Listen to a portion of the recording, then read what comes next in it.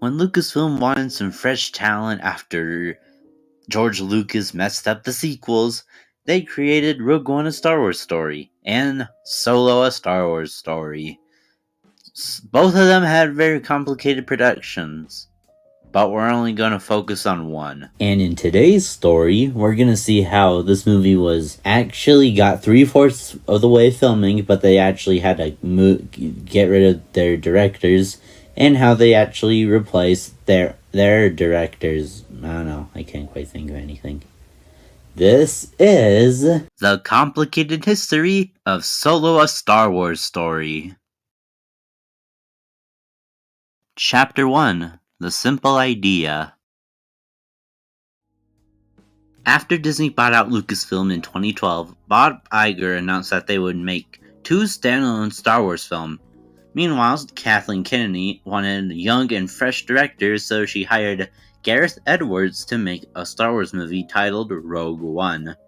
That is something I want to do, but we'll save that for a couple of years. But the other one they wanted to do was a Han Solo origin movie, seeing what they can do with the character before he meets up with Luke and Obi-Wan in A New Hope. So in 2013, it was announced that a Han Solo origin movie was in the works, and it would release in 2018, and they hired 2 directors that you might know. Chapter 2. Lord and Miller.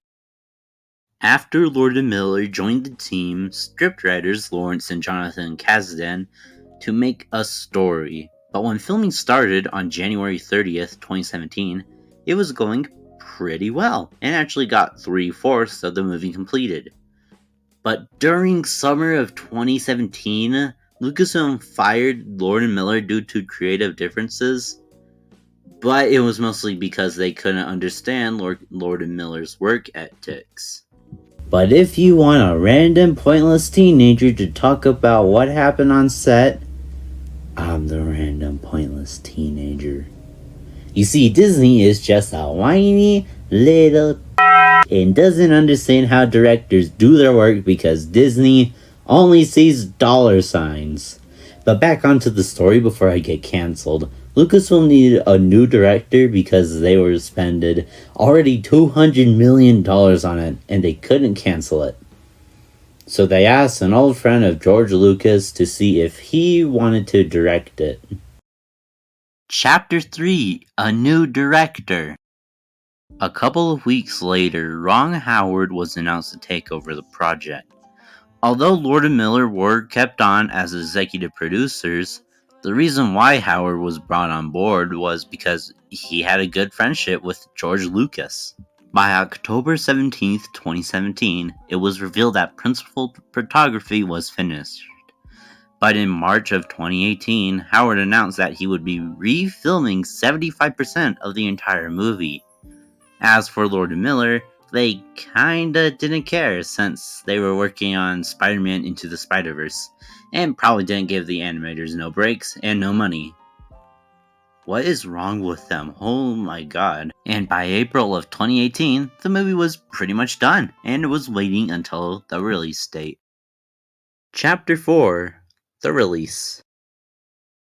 Solo, a Star Wars Story premiered at the El Capitan Theater in Hollywood on May 10th, 2018, and also had a special screening at the 2018 Cannes Film Festival. But when audiences saw the origin of Han Solo on May 25th, 2018, the results were odd, to say the least.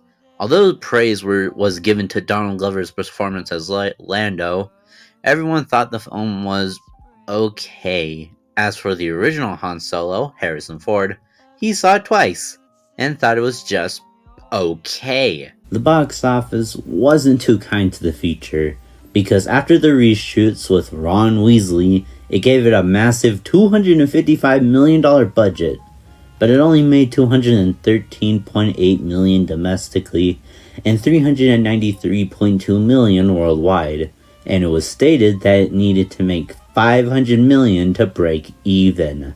Some of the major issues on why it's failed, like heavy competition like Deadpool 2 and Ocean's 8, not getting a December release, which is why every other 2010 Star Wars film made $1 billion, Disney barely cared about the marketing instead of focusing on Avengers Infinity War and Incredibles 2. And lastly, people were getting tired of Star Wars, especially after the hard backlash on The Last Jedi. After Solo bombed at the box office, Disney and Lucasfilm decided to halt or cancel any standalone films. One of them was an Obi-Wan Kenobi movie, which would have set place in between Revenge of the Sith and A New Hope. However, since it was no longer a movie, Disney decided, hey, we're going to change it to our new streaming service, Disney Plus. And that's how we got the TV show, Obi-Wan Kenobi. But they might try it again with The Mandalorian and Grogu, set to release of May of 2026. And let's pray that May release gets them money. Moral of the story? Let the directors do their job.